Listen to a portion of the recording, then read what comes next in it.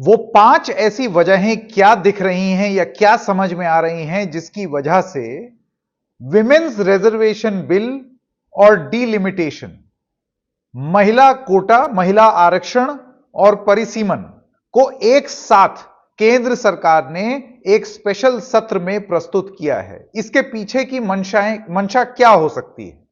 5 कारणों को जानने का यहां पर प्रयास करेंगे, 5 वजहों को जानने का प्रयास करेंगे कि मकसद क्या हो सकता है और इससे राजनीतिक परिणाम क्या हो सकते हैं। यह एक चीज तो तय है कि हर चीज के पीछे राजनीति होती है।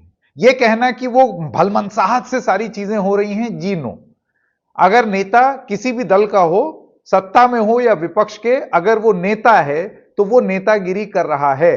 इस नेतागिरी में केंद्र सरकार ने इन दोनों चीजों को साथ में ला करके प्रस्तुत करने के लिए वो क्या किया, उसकी 5 वजहें क्या हो सकती हैं, उसको आज इस कार्यक्रम में हम जानने का प्रयास करेंगे। ऑब्वियस बातें नहीं बताऊंगा जिनके बारे में चर्चा हो रही है, साउथ नॉर्थ, वो छोड़ दीजिए।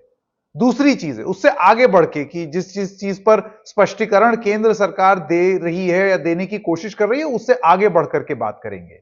5 वजहें।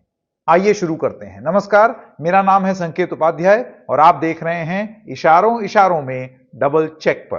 तो सबसे पहले वजह नंबर 1, परिसीमन और महिला आरक्षण एक साथ क्यों आया? To appear well intentioned without causing any political damage. भलमनसाहत में दिखें, अच्छी नीयत, साफ नीयत दिखे, प्रधानमंत्री आकर के ये बोलें कि बहुत पहले हो जाना चाहिए था, महिला की का सशक्तिकरण होना चाहिए, क्या महिलाएं जरूरी नहीं हैं, ये सारी बातें करती हुई सरकार दिखे और पॉलिटिकल डैमेज भी ना हो। अब ये पॉलिटिकल डैमेज की बात कहां से आ गई? महिला को आरक्षण देने में राजनीतिक डैमेज कैसे हो रहा है? बिल्कुल हो रहा है। और उसका कारण यह है कि देखिए, पिछले कई वर्षों में, कई दशकों में हमारी लोकसभा की अगर बात कर लें, 543 सीट्स, लोकसभा के जब चुनाव होते हैं तो जितने नेता और उनका राजनीतिक वर्चस्व है, उन्होंने दशकों लगा लगा करके, जैसे कि भारत की राजनीति में कहा जाता है कि लोग 20-20, 30-30 साल तक नेतागिरी में संघर्ष करते रहते हैं, क्योंकि जब एक बार 5 साल का वो पा जाएंगे तो उसमें 7 पुश्तें निकल जाएंगी। इतना पावर, इतना डायनामिक्स उसके होते हैं। आप किसी भी नेता से बात कर लीजिए, जब इन अ वीक मोमेंट जन सेवा वाली बात, या जब उस खुमार से वो निकल जाते हैं, जब कैमरा ऑफ हो जाता है, तो मोटी मोटी बात ये होती है कि 20-30 साल लगाने को भी लगा देंगे, क्योंकि एक बार 5 साल सत्ता में हाथ आया, 5 साल सत्ता हाथ लगी, तो उसके बाद 7 पुश्तें आराम से बैठ करके खाएंगी। मकसद जब ये हो तो ऐसे में आप जानते हैं कि अगर आप उठा करके महिला आरक्षण कर देंगे एग्जिस्टिंग लॉट में, तो जो लोग अपनी राजनीति जमाए हुए हैं वो तो सत्ता से बाहर हो जाएंगे, उनको तो वो मौका मिलेगा नहीं। इसमें बहुत सारे लोग पुरुष हैं और फिर उसके बाद हरकतें शुरू होंगी। फिर उसके बाद जिस पार्टी ने ये नियम लाया है, हो सकता है कि राजनीतिक मंशा से उसी पार्टी के विरुद्ध काम करने लगे। यही तो कारण था जिस वजह से महिलाओं को, आधी आबादी को आज भी 33% हक देने की बात हो रही है, 50% हक देने की बात नहीं हो रही, जबकि आबादी तो 50% है। तो ये है रीजन नंबर 1। दूसरी चीज, और ये क्यों मैं रीजन नंबर 1 बोल रहा हूं, क्योंकि ये सीटें 850 जब बढ़ा दी जाएंगी तब ऐसे प्रस्तुत किया जाएगा कि देखो, एग्जिस्टिंग तो नहीं छेड़ रहे हैं ना, परिसीमन हो गया है, तो ये ओवर एंड अबव हमने क्रिएट कर दिया, अब इसमें से महिला आरक्षण हो जाएगा। तो आपकी जो सीट है, आपका जो राजनीतिक वर्चस्व है, अब एरिया थोड़ा थोड़ा छोटा हो जाएगा, लेकिन पावर में आप रहेंगे, गेम में आप रहेंगे। तो नेताओं को, सांसदों को, जितने कैंडिडेट्स हैं उनको, जो लोग सांसदी लड़ेंगे, उनको हमेशा मन में ये उम्मीद दिए रहना कि आप तो हैं ही, आपके अलावा ये देखिए इनको भी हमने कर दिया। तो ये एक मंशा हो सकती है। मंशा number 2, to make the opposition look bad in a political narrative. देखिए साहब, ऐसा है, अब ये साथ में ले आए, ये क्योंकि परिसीमन हो रहा है और क्योंकि इस तरीके से हो रहा है, जो पूरी गणित हो रही है, अब इसमें विपक्ष खिलाफ हो गया कि आप किस तरीके से ला रहे हैं, यह तरीका सही नहीं है, हक छीन रहे हैं राज्यों का, कैसे आप उसको डिवाइड करेंगे, ये सारी चीजें। तो इसमें एक मौका मिल जाएगा किसको? भारतीय जनता पार्टी और केंद्र सरकार को परसेप्शन क्रिएट करने में, एक छवि प्रस्तुत करने में कि देखा, हम चाह रहे थे महिला को सम्मान देना, हम चाह रहे थे कि महिला को हक दें, लेकिन यही हैं ये विपक्ष वाले, ये चाहते ही नहीं है कि महिला हक पाए। तो वो जो जनता के बीच में नुआंस है उसको अपनी मशीनरी का प्रयोग करके पूरी तरीके से इस तरीके से प्रस्तुत करना, और ये हो सकता है ये बंगाल में भी प्रस्तुत किया जाए। आप जानते हैं बंगाल में टीएमसी ने रिकॉर्ड मात्रा में महिलाओं को सीटें दी हैं, इससे पहले भी दी हैं। तो ऐसे में आप स्पेशल सत्र के बाद अगर ये हार जाता है तो आप क्या छवि प्रस्तुत करते हैं? आप ये बोलेंगे कि देखा वो अभी भी कर सकते हैं, जीते तो हारे तो अभी भी प्रस्तुत कर सकते हैं कि देखा ये विरोध कर रहे थे, महिला को सम्मान नहीं देना चाह रहे थे। बंगाल में भी ये चीज बोल सकते हैं और जगहों पर भी अपनी स्पीच में ये चीज बोल सकते हैं। तो नैरेटिव बिल्डिंग में ये काम आएगा। Point number 3, to shift attention away from SIR. Bengal के चुनाव में स्पेशल इंटेंसिव रिवीजन एक इतना बड़ा जी का जंजाल बन के खड़ा हो गया है। मतुआ समुदाय नाराज है, उसके अलावा मुस्लिम समाज नाराज है, बहुत सारे लोगों का एडजुडिकेशन हो रहा है, बहुत सारे लोग ट्राइब्यूनल के सामने जा रहे हैं, अपना केस प्रस्तुत कर रहे हैं कि आपने कौन सी लॉजिकल डिस्क्रिपेंसी दिखा करके हमारा नाम काट दिया है। यह राजनीतिक मुद्दा बनता, तूल पकड़ता और लगातार हेडलाइन बनती और इलेक्शन कमीशन और बीजेपी दोनों ही घेरे में आते। उस चक्कर में लो मीडिया एक और बड़ी हेडलाइन, तो बड़ी हेडलाइन हो गई। अब सारी चर्चा घूम करके इस तरफ निकल गई। तो एसआईआर का जो सिरदर्द है उससे आपने थोड़ा सा सैरिडॉन रूपी दवाई खा ली, महिला आरक्षण और परिसीमन को साथ में जोड़ करके।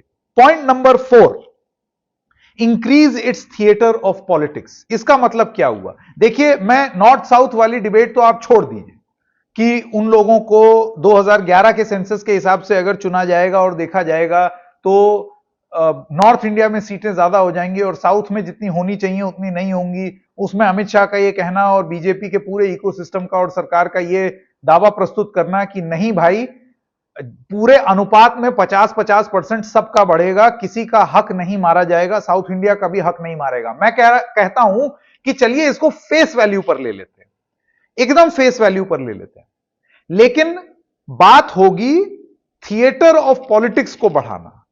यूपी में 80 से 50% बढ़ेगा तो 40 सीटें बढ़ गई, 120 हो गया।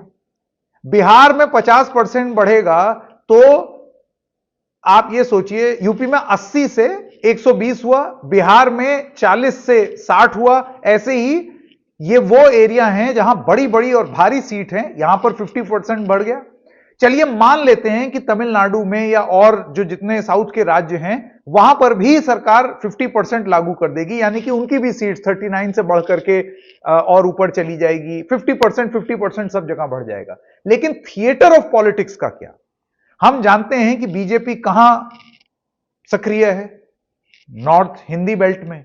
यूपी उनका थिएटर ऑफ पॉलिटिक्स है, बिहार थिएटर ऑफ पॉलिटिक्स है, राजस्थान थिएटर ऑफ पॉलिटिक्स है, गुजरात है और तमाम ये राज्य हैं। तो यहां पर जितनी भी सीट बढ़ेगी बीजेपी उसमें प्ले में ज्यादा आएगी। साउथ में 50% भी अगर सीट बढ़ेगी तो भी बीजेपी प्ले में कम रहेगी। यानी कि इस लिहाज से भी अगर सरकार यह कह रही है कि 50% का भी नियम है, तब भी बीजेपी ने यह सुनिश्चित किया कि वो जहां पर सक्रिय है, जहां पर उसकी राजनीति की पकड़ अच्छी है, वहां पर और सीटें उपलब्ध हो जाएं कि वो अपना गेम खेलें। इसमें आप समझ रहे हैं, मैं बिल्कुल वो बात ही नहीं कर रहा हूं कि तमिलनाडु को उसके अनुपात की संख्या के हिसाब से कम संख्या मिलेगी, वो वाली बात ही नहीं हो रही है। यहां दूसरी बात हो रही है, यहां आपने अपना थिएटर ऑफ पॉलिटिक्स बढ़ा दिया है। वहां तो आप नहीं जीतेंगे, वहां 50% भी, भाई जाहिर सी बात है 17 का 50% भी कम होगा, 39 का 50% भी अगर आप ऐड कर देंगे वो कम होगा। लेकिन यहां पर बीजेपी बिहार, यूपी, बिहार और इन सब जगहों का 50% भी सडनली यूपी में 120 सीटें हो जाएंगी। यानी कि अब आपको खेलने के लिए ज्यादा सांसद आप यहां ला सकते हैं क्योंकि यहां आप सक्रिय हैं। तो ये उन्होंने अपना थिएटर ऑफ पॉलिटिक्स उसको एक्सपेंड किया है, उसको बढ़ाया है। और point number 5, avoid answering the question of the need to hyphenate women's reservation and delimitation. इसका मतलब क्या है? इसका मतलब यह है मित्रों कि यह कानून नारी शक्ति वंदन अधिनियम, विमेन्स रिजर्वेशन, इसको आज अगर सरकार चाहे, आज 543 सीट्स है ना, इसमें भी 33% करके लागू कर सकती है।